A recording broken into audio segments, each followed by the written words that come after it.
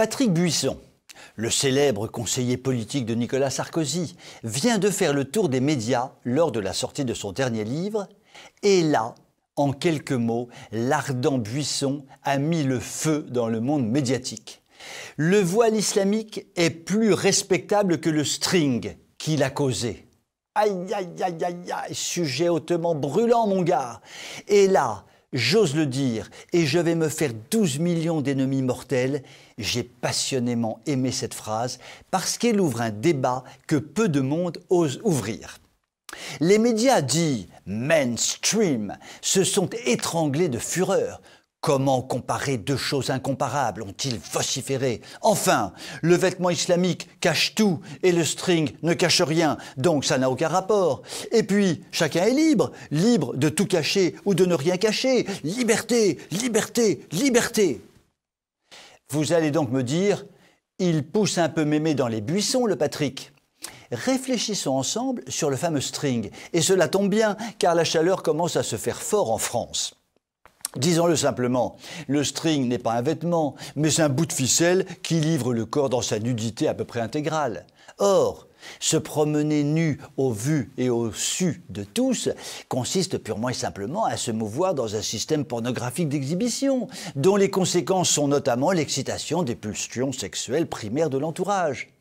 Les personnes qui s'exhibent en string savent parfaitement ce qu'elles font et pourquoi elles le font et participent objectivement à la société pornographiée qui nous envahit.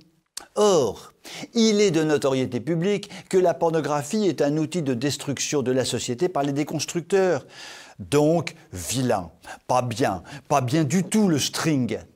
Cela étant dit, le vêtement musulman qui cache tout est un vêtement de combat, utilisé pour implanter par la violence visuelle l'islam dans l'Europe tout entière. Ce sont les leaders du monde musulman qui le disent eux-mêmes, ça n'est pas moi. Il s'agit donc d'un vêtement insupportable et le laisser prospérer dans la sphère publique est un pur scandale. Ainsi donc, les deux extrêmes du vêtement féminin, à savoir le vêtement prison intégrale ou la ficelle nudisme intégral, me semble juste interpeller quelque part, je veux dire, comme disent les bobos du Marais, tout en fumant de la moquette. L'excellent Buisson a ouvert un débat sur le rôle du vêtement dans nos sociétés et remet au goût du jour les notions de décence élémentaire, fondées finalement sur un socle moral qui permet le meilleur épanouissement des personnes. Une façon de s'habiller de façon équilibrée et respectueuse peut consister à ne pas se dénuder à la plage ou à ne pas s'emprisonner dans des vêtements de combat politico-religieux ou à ne pas mettre des robes si courtes que tout un chacun peut se pâmer sur la couleur de la culotte. Je l'ai dit, j'ai osé le dire, je vais me faire haïr et peut-être même renvoyer de TV Liberté, tout ça pour une affaire de voile et de string. Tiens!